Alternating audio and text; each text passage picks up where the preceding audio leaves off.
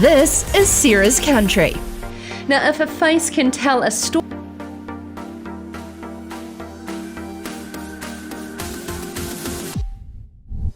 the problems facing New Zealand's primary sector have been mounting at a rapid pace. So I think it's time for open hearts and open minds. welcome to Sarah's Country, a home that hopefully you feel that you can tune into to be more reassured, and if not simply just more informed on the world around you, the challenges that are affecting farming, food and fibre in Aotearoa, New Zealand. There is opportunities, of course, to harness the new and form some clarity to see the wood from the trees sometimes when the world seems to feel a little scared and weird. For those of you who are watching and listening to us, wherever you are watching live or on demand, I want to say those who have been affected directly or indirectly from last night's sudden announcement of our COVID-free nation, 102 days of COVID-free, going into level 3 lockdown in Auckland and level 2 in the rest of the country. It is another step, I have to say, in the path of resilient Kiwis that we are, and of course it has been built from taking a big deep breath and controlling what we can control. You know what? Fear is a bastard, and it's an emotion that if you let sit in the passenger seat and dictate where you're going, it won't go away. So you know what? I choose to make it sit in the back seat sometimes because I find that you can get at least some peripheral vision to your surroundings. Today, I admit, I've been frazzled at the looming uncontrollable nature ahead of my media agency business. There's Beyond Sarah's Country, which is growing. It's growing in staff, a new premises we're set to move into. The uncertainty is frightening. I'm going to be transparent about that, and I'm just one of many across this country that feels this. How so? We knew it was coming, but when? And that uncertainty is frightening.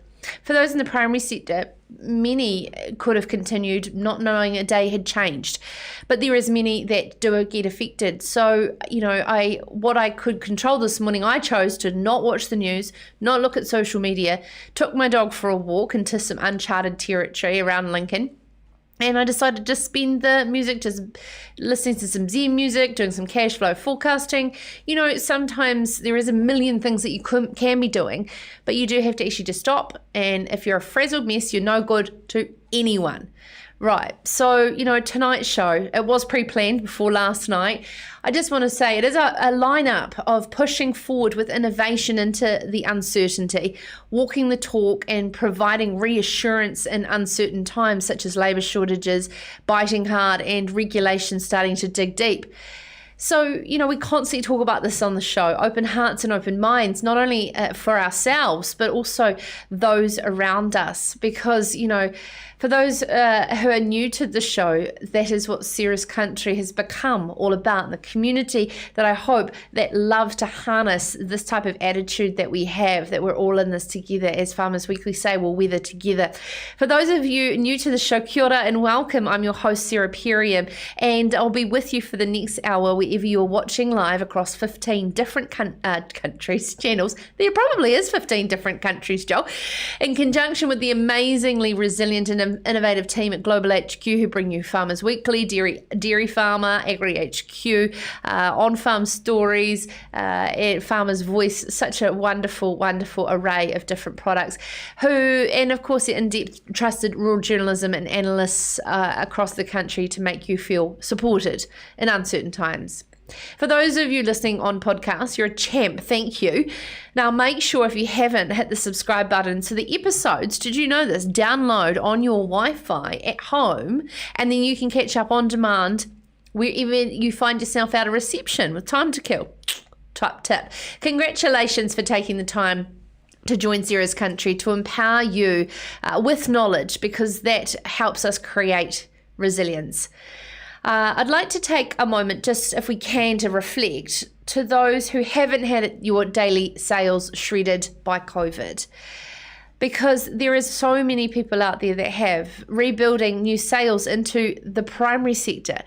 They are walking into these new jobs where there is shortages, into new communities from either pure necessity or the chance to finally live out their dream on the land. We are desperate for staff in the regions. Every single form of farming and growing food and fibre is crying out for people. But just think and consider the trauma of the worlds of people that have come from completely new industries, had their worlds turned upside down, and then the mere thought of moving into a new location and a new industry must be so terrifying. So, can I ask you, if you meet someone in your day-to-day world that has achieved that this year, you know, that could be the airline pilot that went dairy farming, or the art graduate that's picking kiwi fruit, and beyond so much more, please pat them on the back and tell them, well done, because they, in my mind, are truly our heroes in this country this year. A theme I want to acknowledge throughout tonight's show, and of course we've got some great videos of some examples of that going into the dairy industry. A quote to end my little sermon on: resilience is accepting your new reality, even if it's less good than the one you had before. You can fight it, you can do nothing but scream about what you've lost, or you can accept that and try to put together something that's good. Comments I'd love to encourage tonight throughout the show, wherever you're watching live. What is the coolest job you have had, have now, wish you still had, or wish you were doing right now in the primary sector? What is it that you enjoy about it? Being out on the land, watching the sunrise? Is it the rural community that you get to be a part of? I tell you what, every rural service professional that I meet tells me dealing with farmers every day is the highlight of their job. So let's put this and celebrate in the comments below, and I can read them out throughout the show. Joel, I want to actually touch on this to see if we get a bit of fun in the comments, because everyone who watches Serious Country does like to get amongst this sort of figurative world that I create sometimes, like what island would you like to go to in the Pacific? There's these bloody hoarders. They're at it again. From 9:30, 10 o'clock last night, the countdown staff, apparently in Auckland, had to shut the doors because they were like, they didn't get the message on their phones. They didn't know what was going on, and then all of a sudden, a sea wave of people. Imagine how terrifying that would be. Yeah. And they're stockpiling toilet paper again. Like, what have we learned? I heard carrots. Carrots was pretty popular for some reason. I don't know. Carrots? People think they're versatile, you know. But do they think there's going to be a power cut and they have to see in the dark? Yeah, exactly. You know, just eat your carrots and you'll be fine. I shouldn't say this because we're about open hearts and open minds on Sarah's Country, but Joel, these people have the right to vote. I know, everyone's just scared, but yeah, people just need to shop normally. We didn't run out of food last time, we're not going to run out of food this time, we're fine. We're a net exporter of food in this country, we're not going to run out of food or toilet paper. But what would you secretly hoard? I'd love to know in the comments below. If I said Chardonnay, is that a bad thing? Because I don't need to, because we're not going to run out of Hawke's Bay Chardonnay. I know that much.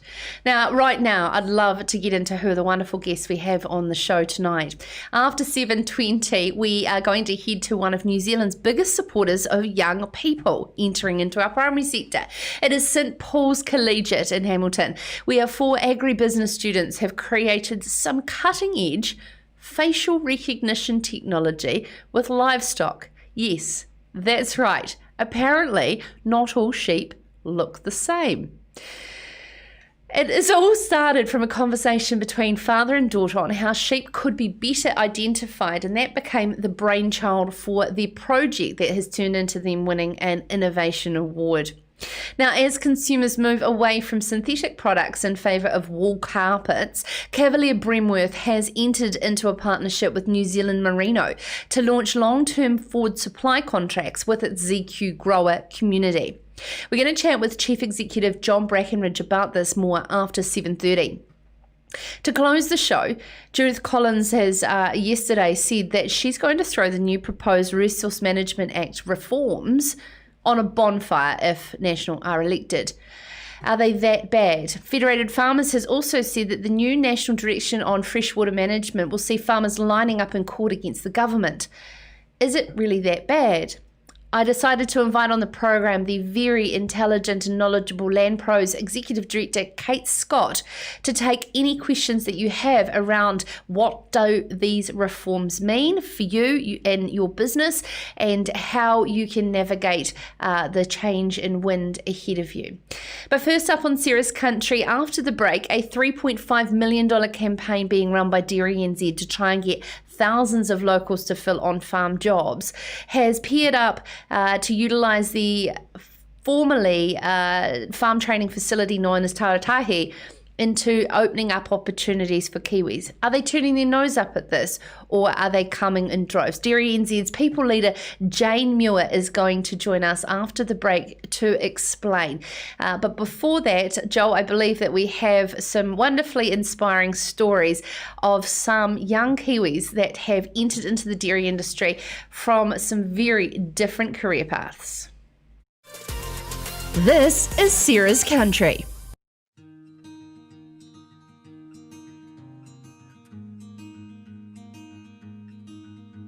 I love being outside, I love working with the animals, and I love the variety. I mean, one day we're fencers, one day we're builders, next day you're a mechanic, plumber, vet, you name it, we do it all.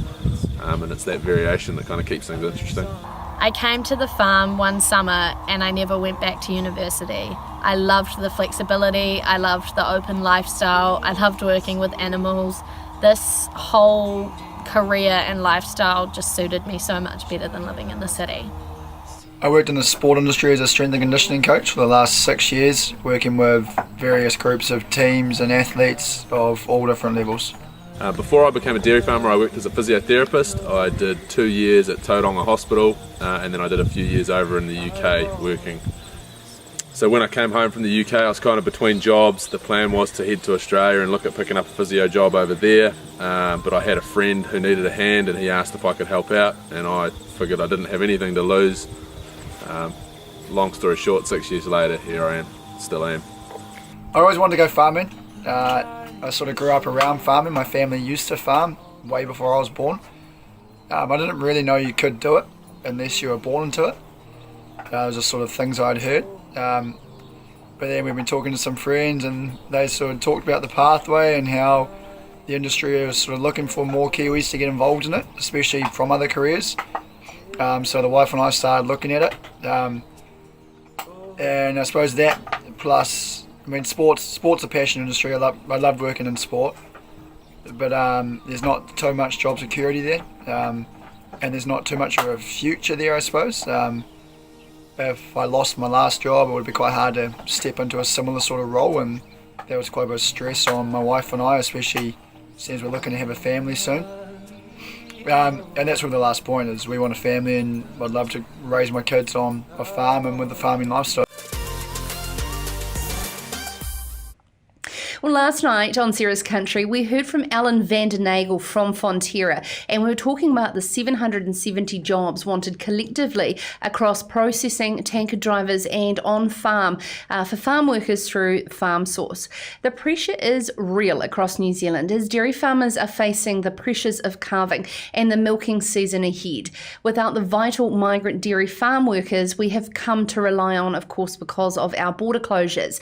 A $3.5 million campaign being run by DairyNZ has recently been launched to try and get over 1,000 locals into fill these on-farm jobs.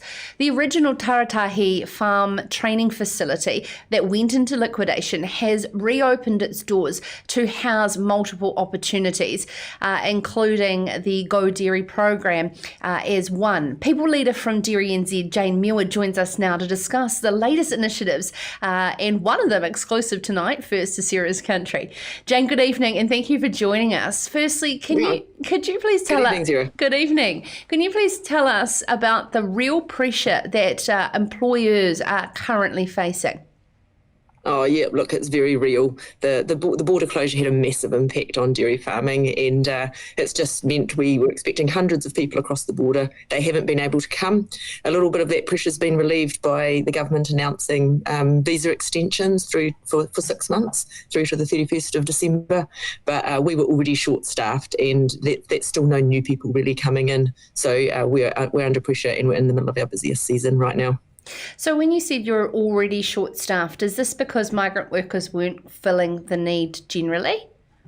The reason we were short-staffed even going into COVID was because just the unemployment rate is so low, and there's still quite stringent procedures about bringing migrants across the border. So it doesn't fix all the problems. It just was helping us, but we still had gaps. The borders shut, and those gaps got a lot bigger. Okay, so there has been initiatives, and I mentioned the Go Dairy campaign, DairyNZ's campaign, to relieve this pressure.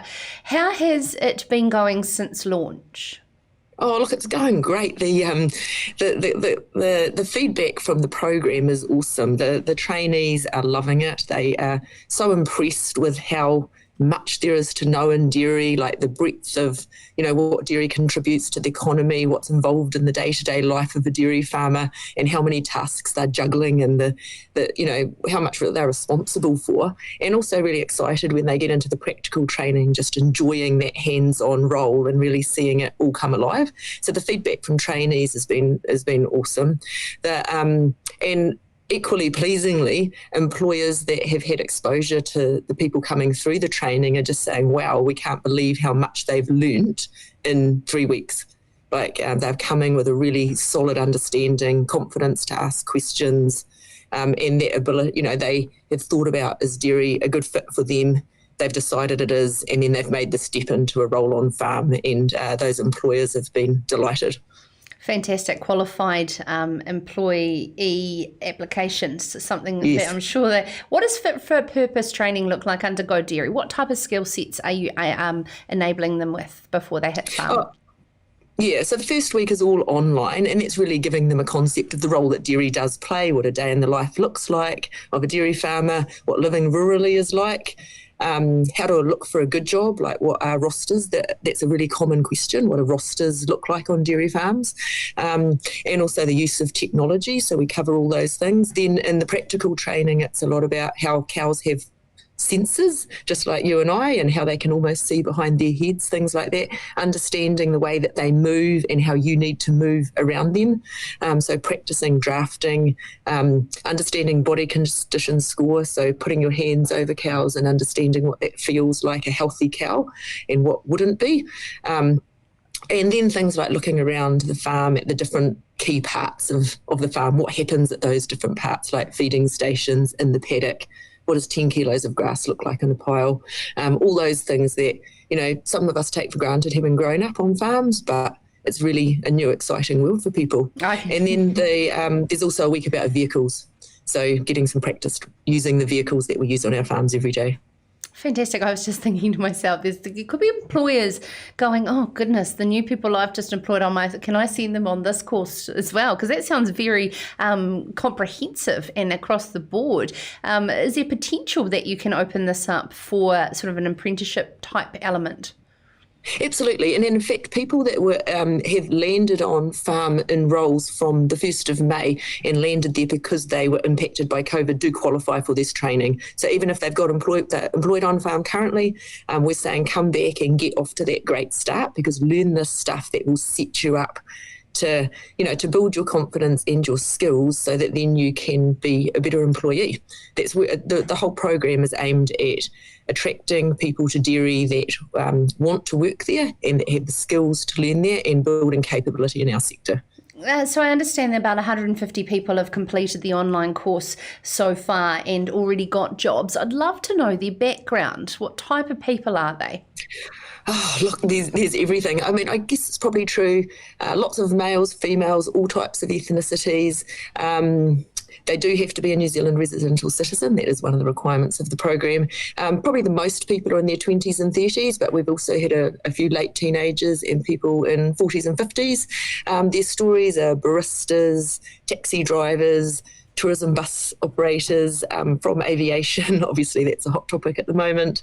Pretty much you name it, they come, property managers, an array of people have come to the training. So it's been, it's quite awesome, the individual stories, and just watching them. Some of them have always thought about working in dairy but never had the confidence to try or the opportunity to try before you buy sort of style, which is this is what that is. It's about seeing, is this a good fit for you, and is it something you want to find more out about? Of course, attitude is a huge thing, but I'd love to know, what were their preconceived ideas about what a role in dairy would be, and that they found were pleasantly surprising?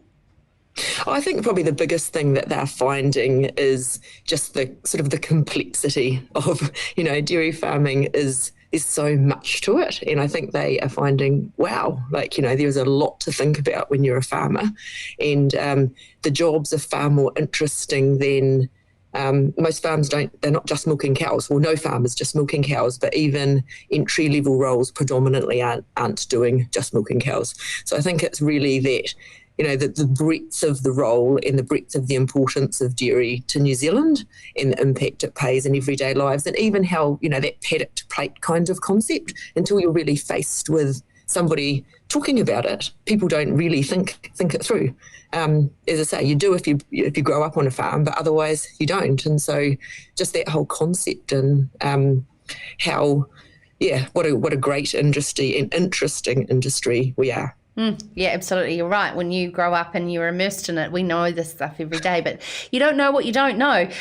Just touching on Taratahi, it's been in the media just recently with Minister Damien O'Connor doing a stand-up there to say that the use of this venue is now being used for multiple people. How is DairyNZ utilising this past closed facility to your advantage? Yes, so we've got training running there last week and this week.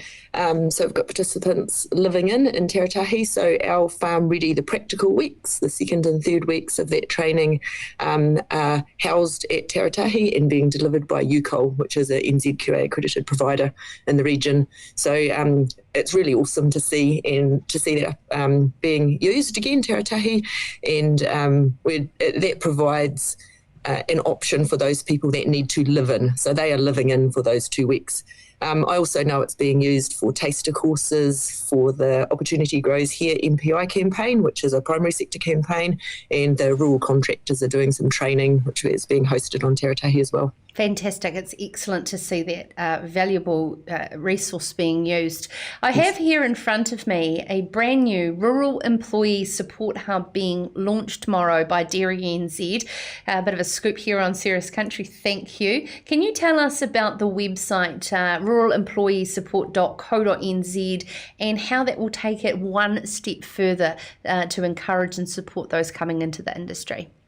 Oh, yeah, look, this is an absolute exciting initiative, this. So what the website is a place where employees can jump on, they can find out answers to lots of their questions right there and then, but they can also send an email through to the support hub where they would get their response answered to, whether by phone or by email, whatever there is their preference. But there is a lot of information to support them right then, from things like food and nutrition, work-life balance, how to grow in your career, like pretty much you name it, it's there. And it links to a lot of other cool resources that DairyNZ and others in the primary sector have available, but it is specifically for employees. And this is fantastic to continue along the campaigns such as the Good Boss campaign. So if you're a dairy farm employee, not currently seeking employment, but may have been in the industry for a couple of years, this 0800 number and website applies to you too, doesn't it, in terms of finding out what is fair and reasonable?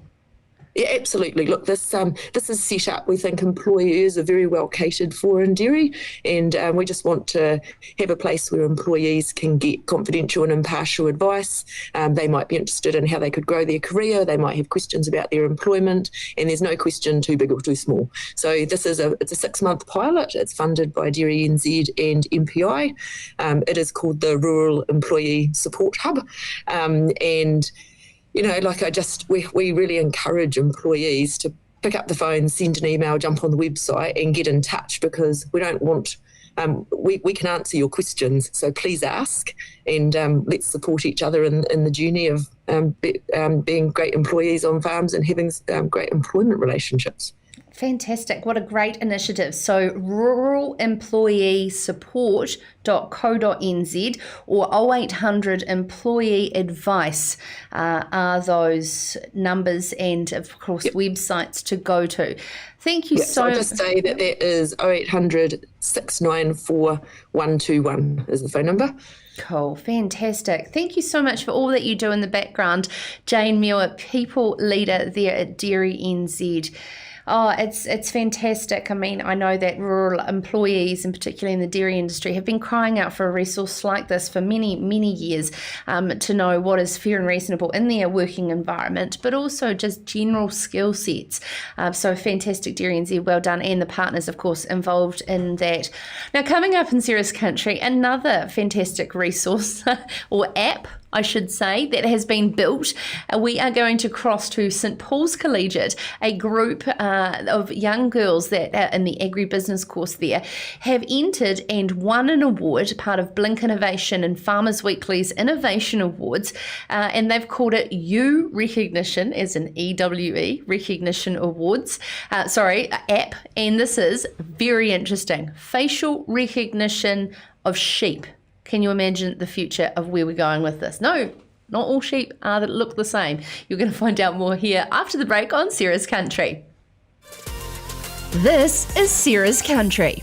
I get to work with animals every day. I get to be out in the nature, driving big machinery, riding fast motorbikes. It's super fun, super exciting, keeps you on your toes all the time. Being a dairy farmer is challenging, and I get to problem solve and just feel like I've accomplished something at the end of every day. We're part-time builders, mechanics, plumbers, electricians, you name it, we've done a little bit of it. I learned how to weld last week. I just love farming. There's endless opportunities and so many transferable skills that I can use throughout my life. Skills do I bring to farming? Hopefully heaps. No, mainly I've done a lot of work with people, obviously, so people skills. A lot of that's also been in leadership and management, running teams of coaches and teams of athletes. On top of that, definitely, punctuality and reliability that you learn working in another industry, another career. And also, obviously, I've got a degree, a sports science degree, but the science definitely crosses over to animal science as well. And obviously through there as well, just working with technology, so working with computers, working with that sort of stuff, which has all been, or I've found useful so far. Something that I was most worried about when I came into farming, coming from living in the city, was that I wouldn't have any friends around me and I would be lonely out here on the farm, but that's totally not the case. Farming has an amazing community. There's heaps of opportunities to meet people with young farmers clubs, with training with primary ITO. There's competitions like the Dairy Industry Awards that I've just competed in.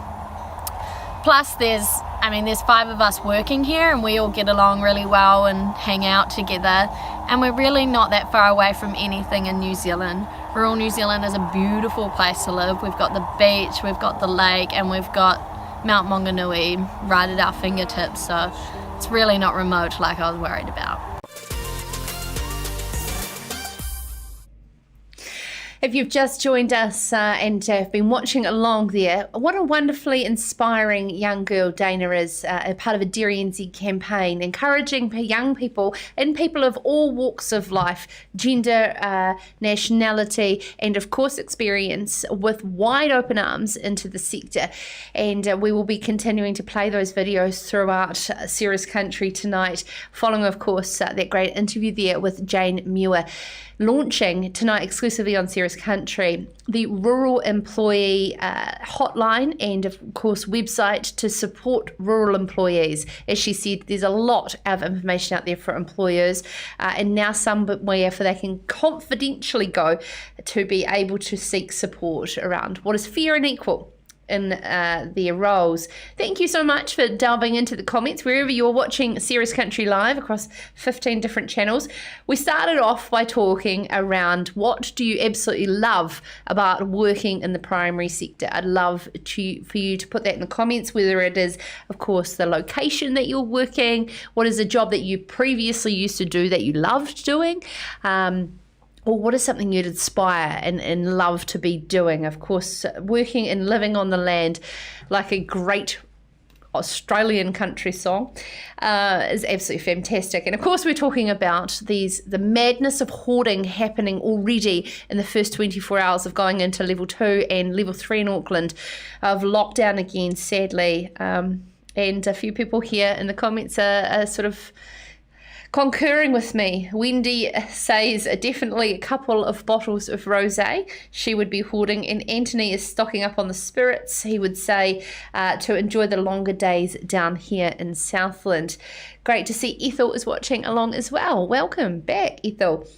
Joel, did you realise that there is a considerable difference in a lot of things between Auckland and Southland? Well, I hear it's warmer up there. One is difference in terms of levels of lockdown, but when I was in Auckland, it'd be 7 o'clock, it'd be dark, and up till 10 o'clock at night it'll be light still in Southland. That's considerable. Do you have that in Northern Ireland to the basis of Ireland in terms of time change? No, we don't have time change like that. I wouldn't say Ireland's big enough for that. Well. Anyway, I'd love to kick off into the next interview. Recorded, I must say, earlier today. Of course, they were in the middle of school. St Paul's Collegiate students joining us to talk about their ewe recognition technology. This is facial recognition for sheep. So fascinating. This is Ceres Country. Now, if a face can tell a story, then hooking a sheep's face to an app will tell farmers thousands of kilobytes worth of data from their flock's background. What are we talking about? Well, an app developed by 4 St Paul's Collegiate agribusiness girls. And this app will help manage sheep smarter in years to come. This is with a technology known as facial recognition. It has earned them an inaugural Innovation Award. And this was with B.linc's Innovation Awards here at Lincoln in collaboration with Farmers Weekly. Richard Rennie spoke to the team about unique, get it, Joel? for the Farmers Weekly and B.linc Innovation. And joining us now from St Paul's is the girls. Good evening, girls. How are you? Now, Molly, I understand this innovation came from a conversation with your family. How did it all come about? I mean, it seems quite far-fetched from where we are today. Well, we're talking about scanning and how you mark the sheep after scanning and how it kind of ruins the wool quality, and we were trying to think of a way to not mark the sheep, and we kind of thought of facial recognition, and then we had a chat and we realised that it was already a technology, but we're like, well, we actually could build off that and create like an app, if that makes sense. So now, Libby, when you went and looked into facial recognition as a technology that already exists, did you find anything that already exists with livestock? Yeah, well, there was so I've got a sheep recognition down in Dunedin where they're doing that, and then there's also over in America they have cows that are using that technology, and yeah, so we thought that we could. So, Libby, I'll ask this to you again. So when you were sort of looking into this, I know our audience will be wondering, don't all sheep look the same? Yeah, they do. I guess it's something for Iris Data Science because we didn't make that technology. We're just kind of building off their idea. So we don't really understand how that all works. But our innovation is the app and creating a platform where all the information is going to be held. Yeah. Lucy, now can you tell us a little bit more about the opportunities for farmers to be able to use the app that you have created? And also, was this part of a school project or was it specifically for this awards? It was for a school project, our internal, and luckily, it carried on to the Young Innovators competition. And so it's really easy for farmers to, now it's on one platform, so there's no tags involved, and it saves all the paperwork that you have to do. It just goes up to the cloud and then onto the app. So that makes it really easy to access, well, wherever you are, really. Alice, what is it like being involved in sort of an innovation type project for you at school that is, in the agri-tech space? I know St Paul's is very heavily involved in agribusiness and agriculture. Does it mean that you have future aspirations in this type of area?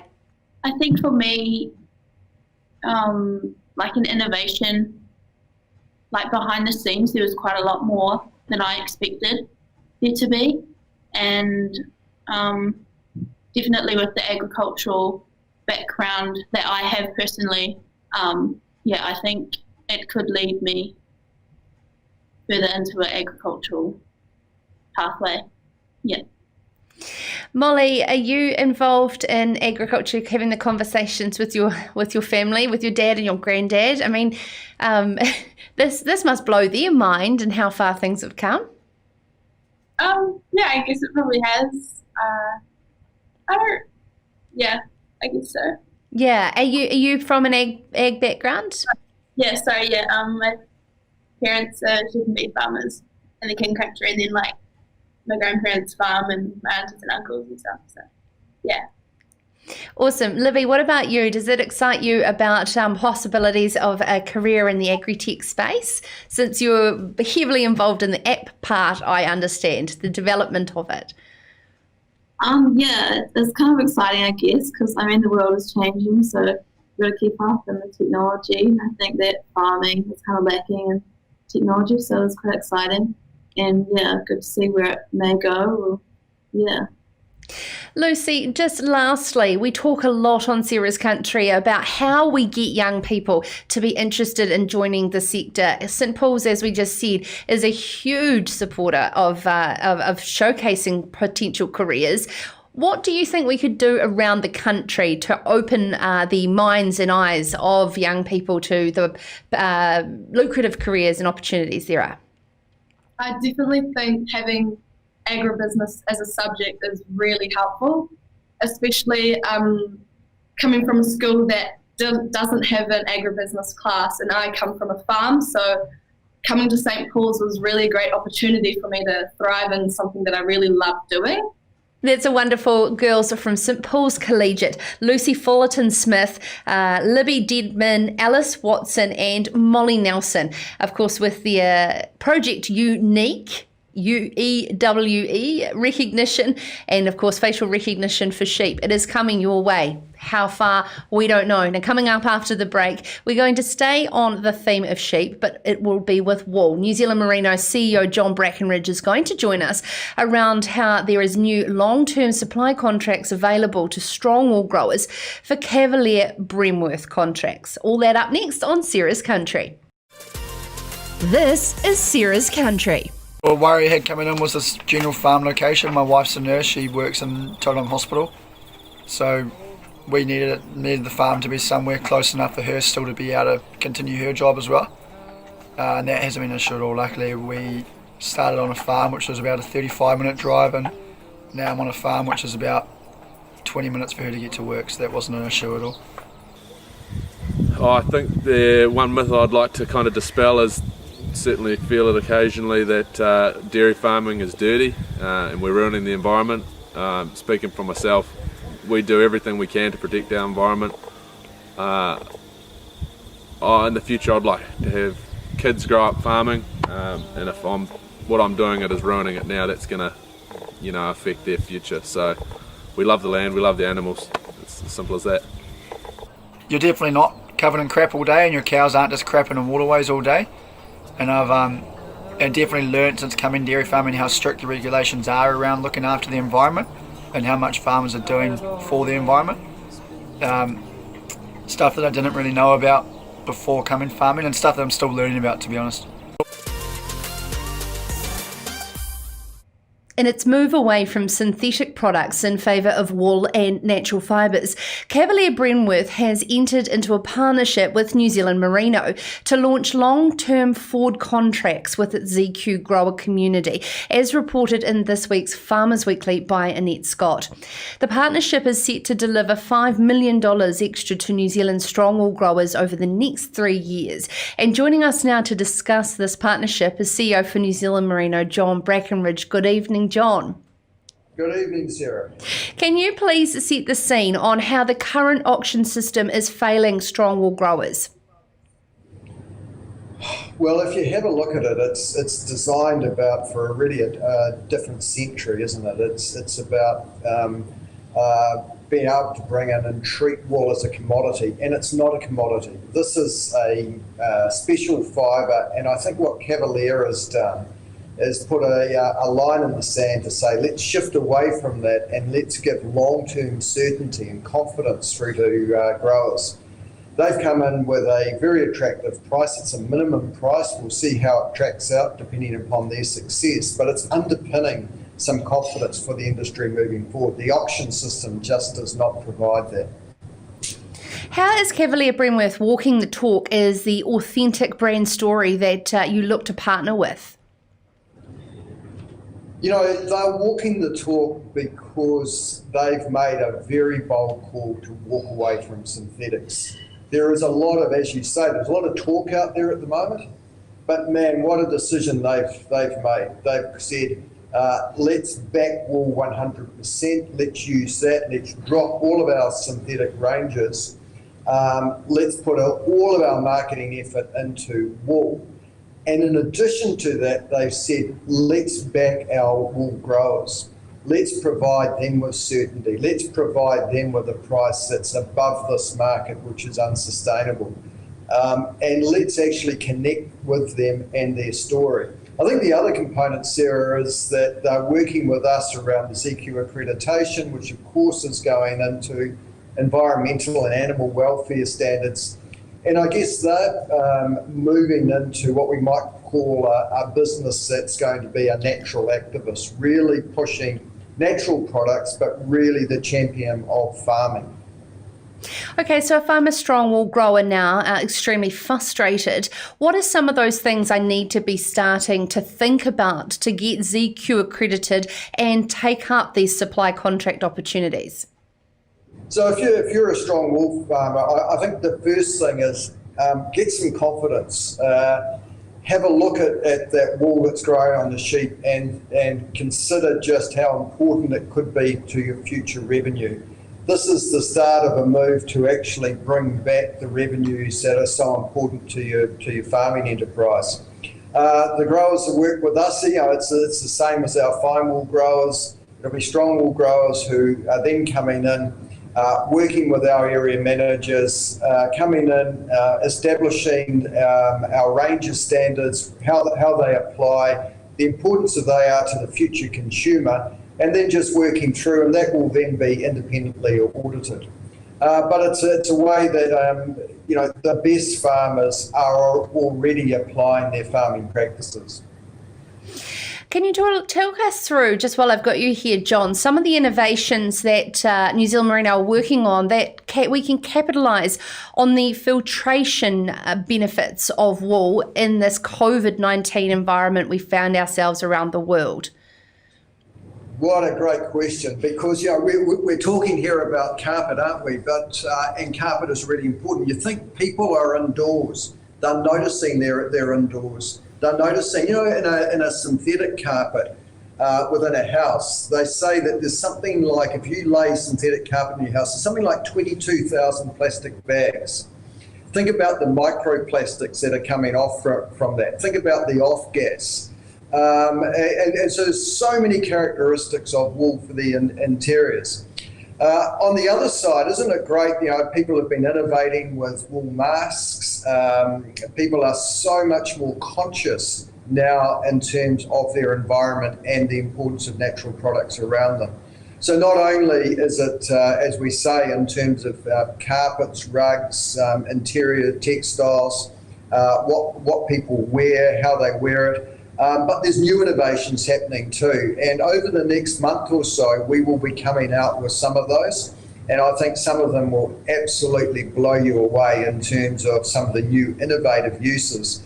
And Sarah, it's like you're saying, the COVID environment, as bad and as negative as it is, has actually forced a whole lot of and amplified a whole lot of initiatives that were brewing away. So it could in fact be quite good for wool. And I also want to bring it back to wool and the marketing story around wool from an industry perspective. I mean, I know that with wool, clothing and apparel, there was a lot of work done in that it's not just for warm conditions, and activewear was a great one to tell that story. When it comes to carpet, I've recently been a consumer of wool carpet to find I can buy it for the same price as synthetic.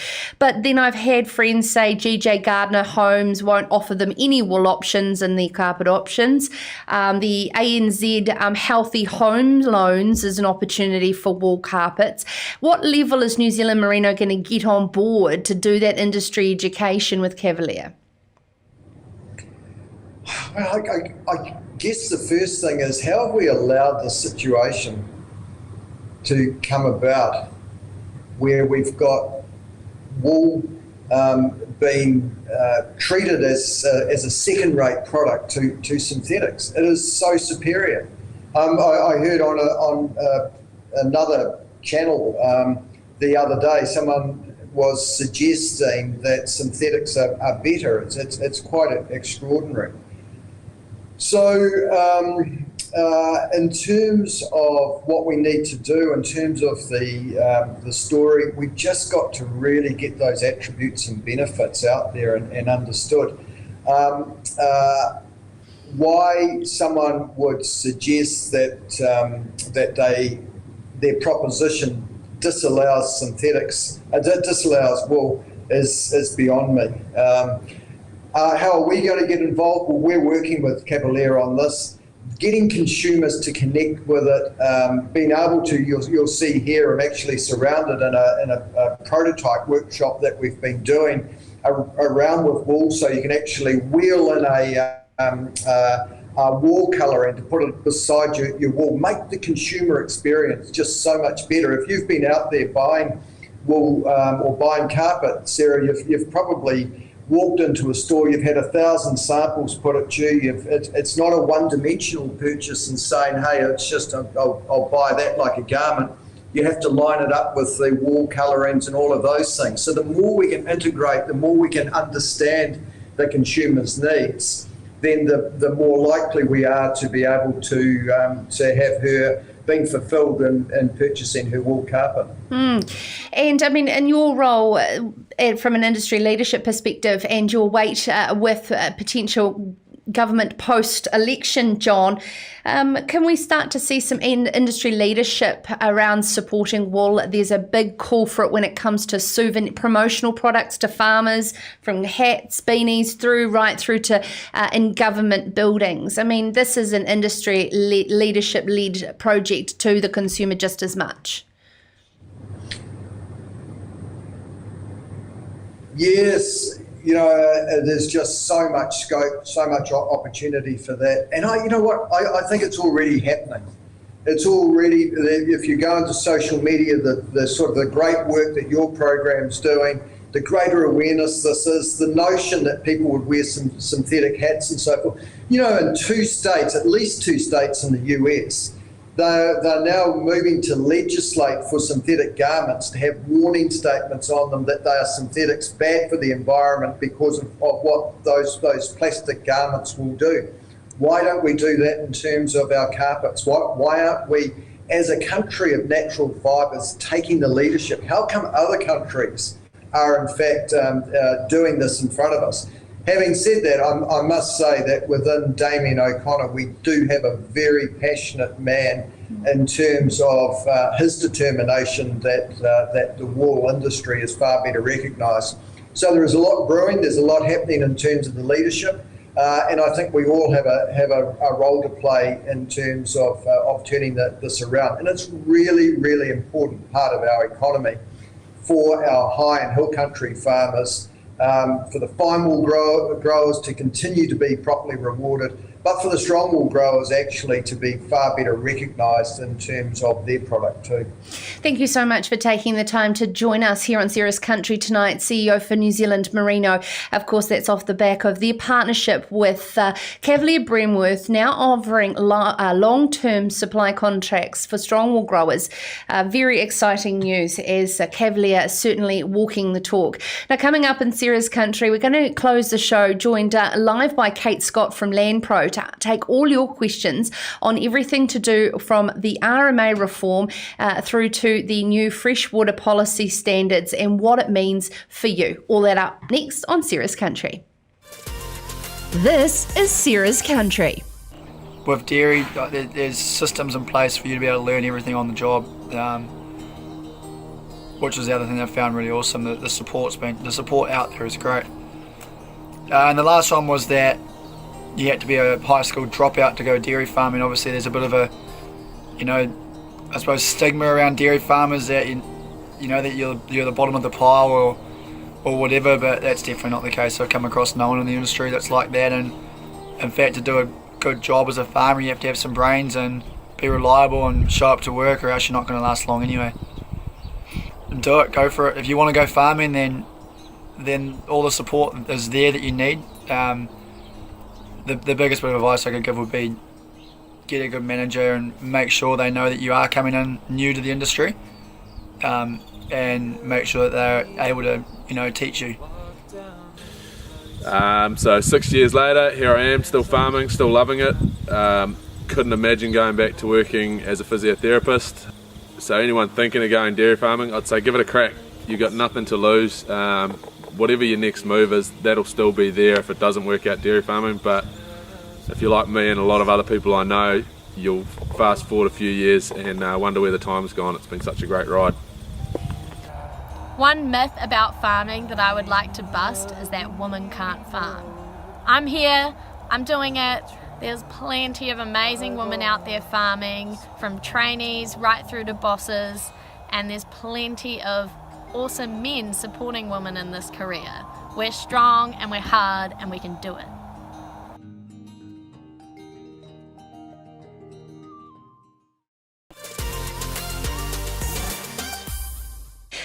Thank you so much if you're continuing to join us here on Serious Country.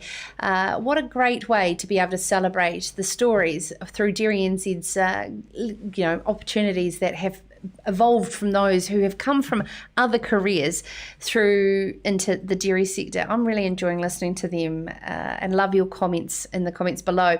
Now, I've been receiving overnight since last night's episode a lot of positive feedback around the interview with our Land and Water Project Manager, Jim Sinners. He was saying that healthy fresh water is more than a farm environment plan. It is deeper, more holistic about a wider catchment group when you have collective buy-in from a community. And of course, our Land and Water have reached out to ensure that there's a lot of people wanting to know how to find or start a catchment group and find some resources around that. So I do want to point you to the ourlandandwater.nz get involved section of their website. There's a lot of great resources there to help you form and how you can make it a collective community buy-in approach. Now, the new national policy statement on freshwater management, I'm looking down because there's so many new terms that constantly and acronyms that keep coming through with all of these regulations. The NPS, National Policy Statement on Freshwater Management, and the National Environmental Standards for Freshwater, the ENS, has come into play recently from the Ministry for the Environment, as well as, of course, the RMA reform, splitting that into two parts of legislation should the Labour government get into power post-election. So to join us to discuss so many things coming into play for us to wrap our heads around is LandPro's Executive Director, Kate Scott, joining us live to answer my questions and yours. So please do not be afraid to ask any curly questions of Kate, because she is a very knowledgeable woman who has been, there's been a lot of people sort of asking her questions. And I'm going to kick that off, Kate. Kate, what has it been like since these policy announcements and RMA reforms have dropped for somebody like you at LandPro? What are the sort of frequently asked questions that you're getting from farmers around the country? Yeah, look, evening, Sarah, and thanks for having me along. Look, it's one of those times where so much information's dropping out on our desk and we're all scrambling to read it and understand it and interpret it, and we have a lot of questions as experts. And the challenge that a lot of farmers and growers have is they read this and they see big acronyms and words and they don't understand what it means. So I guess we spend a lot of our time trying to translate the technical things into a non-technical way to help understand what that might mean. But most people, look, my phone, to be honest, hasn't probably stopped ringing since these dropped, a week or so ago. But the sort of questions that people are wanting to know are things like, I've bought a farm. What does this mean? Do I need to get some more consents? When am I going to have them by? Are they consents that I can prepare by myself by filling a form in, or do I need to pay a consultant to help me? Trying to understand what it means. And it's that, again, that next step in the process of, okay, we're told we've got some new regulations coming. How do we actually start to action that so we can keep making decisions on farm? Because as you know, and as I know, changes within farm systems are very hard to implement at very short notice. It takes time for us to gear up for that change. And it's interesting, they've gone and dropped it, coming in mandatory in September. This is the same government that did it with a 6-week consultation, same time during calving and lambing last year as well. Their timing is pretty poor for trying to explain things. Yeah, look, I think it is a pretty busy time on farm at the moment, and I think that doesn't probably help stress levels when people have got day-to-day things that are front of mind and still worried at the back end what this might mean. Having said that, yes, it does commence from the 3rd of September this year, but it is important to note that not all of those aspects commence from that very day. There are some phasing in for some parts of the NES regulations in particular. So some of them will come to start from, for example, in the nitrogen cap rules from the 1st of July 2021. So it's not hitting everyone on day one as well, which as a practitioner, we are quite thankful for, because ourselves and alongside other industry bodies and the likes of regional councils, we're having to, understand what it's telling us, how it's going to be interpreted, and therefore how is it to be implemented. So there's still a lot of work going on in the back end to actually get those things lined up before we can start helping, farmers and growers to navigate that. Yeah, and as you said, there's a lot of acronyms and new terminology that constantly changes, and one that we're so familiar with is farm environment plans, something that particularly where I'm based here in Canterbury have regionally got their head around, but nationally this is becoming a thing, now called the Freshwater farm plans. What exactly does that mean for each and every landowner across New Zealand? Yeah, I agree with you. We just get used to calling them farm environment plans and then farm environmental management plans, and now we're calling them, FWFP, so freshwater farm plans. And look, the new NES brings in the need for freshwater farm plans as a mandatory requirement, but those plans aren't required immediately. So there's going to be the detail developed over the next 12 months around what are the detailed requirements of those plans? What's the process that people have to go through to have those either, certified initially and then in time audited, and the timeframes for implementing those freshwater farm plans is still to be determined. So at the moment, when you read through the regulations, you'll see a bunch of rules that relate to these freshwater farm plans, but the detail is still to drop over that next 12 months. So I guess some of our regions in New Zealand, as you mentioned, Canterbury already have farm environment plans.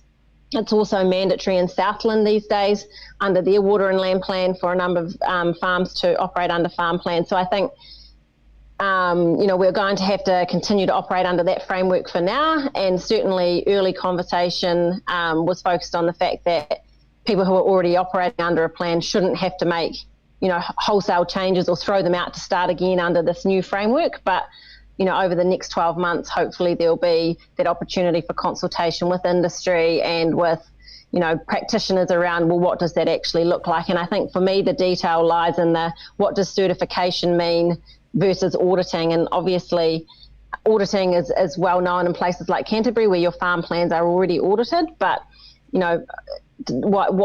for me personally, I'm struggling to understand the concept of why does it need to be certified if it's then going to be audited. So I have some questions like that I'm yet to satisfy. So I'm looking forward to seeing what that detail might entail. It's very hard to ask farmers and landowners to be able to want to be able to move forward on something if people like yourself, Kate, are struggling with the detail. This is the thing, a nitrogen cap of 190 kilograms of nitrogen per hectare per year. I'm generally asking that as a constant question to all types of my friends in different types of land uses. Will this affect you? Will this affect you? And every single place is so uniquely different in how they farm. Again, how are they going to monitor and audit this particular part as well when an import versus output system? Yeah, look, I think that's an interesting point. And I've been talking to lots of farmers recently, and, many of them have signalled that they think they will be able to farm under that limit. So, a lot of them weren't, overly stressed out about that per se, especially because what's come into the regulation says that limit doesn't apply for growing your fodder crops. So it's just for your pastoral farmland. So I think that's a happy medium perhaps around the fact that you can continue to grow your crops. But the reporting requirements, which are due to kick in 31 July 2022, they're going to be quite stringent and quite detailed for dairy farmers, because they're the ones that are going to have to report those things, including, rates of application, where you applied it, all those sorts of details that, are just going to mean the need to implement better systems to capture that information so that it can be accurately reported. And look, I have no doubt that there will either be lots of smart people out there, like the young woman you spoke to tonight, creating apps to help people to collect this data. There's going to be people out there trying to assist farmers to meet that compliance need. Yeah, of course. And the thing is too, is there's so many questions around when it comes to nitrogen between different blocks as well. And I know you have been fielding some calls from people with runoff blocks and dairy support blocks and the nitrogen elements of cut and carry, etc. Down in Southland particularly, where you've been just today, what are some of those real deep concerns that are not able to change within that 12-month period to July 2021? Yeah, look, I haven't been getting into the nutrient budgeting side of things because I'm not a nutrient budgeting expert, but coming back to that question that I'm fielding a lot of is, for example, in Southland, a lot of farmers have been thinking about, this longer term picture of, farm systems and how do we manage that. And I've got a number of people who have been looking at the scenario of, I want to buy a block for runoff purposes where I can graze my dairy heifers, perhaps winter my own cows and become, a little bit more, a self-contained unit, so to speak. And I guess the types of questions are coming is, I've found a farm that I'd like to buy. It's a sheep farm. Can I buy it under these changes and these regulations? And those are some of the challenging questions that we're having to answer. And look, I think for some of those people, in some of those locations, it's going to be really difficult to be able to effectively convert that block from a sheep property, as an example, to a dairy support property. And under the NES, they're going to need a consent for that. But when you delve into the detail, it says that, councils shall only grant consent provided you're not increasing the contaminant load in the catchment. And often, not always, but often, if you're changing from sheep, which usually have a lower nutrient loss than, say, dairy support, then your ability to actually change that land and meet that requirement of not increasing the contaminant load might be, a whole lot more difficult than it was pre-NES. So those are the sorts of challenges that farmers are going to have to navigate around, well, how do we actually make farm system change to meet that need around wanting to be self-sustained, or self-supporting for the farm system? What about the genuine concern in the high country and extensive farming, whereby stock exclusion is now one of their biggest fears, and stock water management, where they're now having to fence off far more than what we thought was possible in May? Yeah, look, that's when you have a look at the fencing requirements. For example, the immediate stock that need to be excluded are your dairy cattle and your pigs. And look, and as you know, in the high country, sometimes we have issues with feral pigs. So, that would be interesting. I presume from having read, through the various bits of legislation that, that's intended to capture farmed pigs rather than feral pigs. But, the other sorts of things when we look at beef cattle and deer on low slope terrain, they're going to have to be fenced out by I think off the top of my head, 2023 and 2025 respectively. So, there is going to be added cost for everyone to meet that. I think, within the dairy sector, most farmers there, have already gone a very long way to fencing off their waterways. So it's likely to probably be less of an impact for them because they're familiar with that. Whereas, our sheep and beef and deer farmers perhaps haven't had to face those changes prior to now. Mm-hmm. And I do want to lastly ask you around Judith Collins' quite bold comments coming out saying she'd throw the RMA reforms that Minister David Parker has suggested onto a bonfire come election. Are they really that bad? Because it seems like everybody has been quite behind a restructuring of an old, outdated piece of legislation. What's your take on it? Yeah, look, I haven't read the full 585-page report of it, but I have read the summary document, and I think, the work that's gone into that review certainly appears to be incredibly thorough. And I think some of the recommendations, for example, they talk about the fact that I think we have, 79 odd councils throughout New Zealand, so that means 75 different plans or sets of plans. And one of the recommendations is, should we be bringing together a one plan document for each region, kind of like the Auckland Super City plan is. And those sorts of recommendations are potentially really helpful recommendations because, do we really need to spend all this time and resource on creating all this duplication within sometimes relatively small regions? So there are some really good recommendations within there.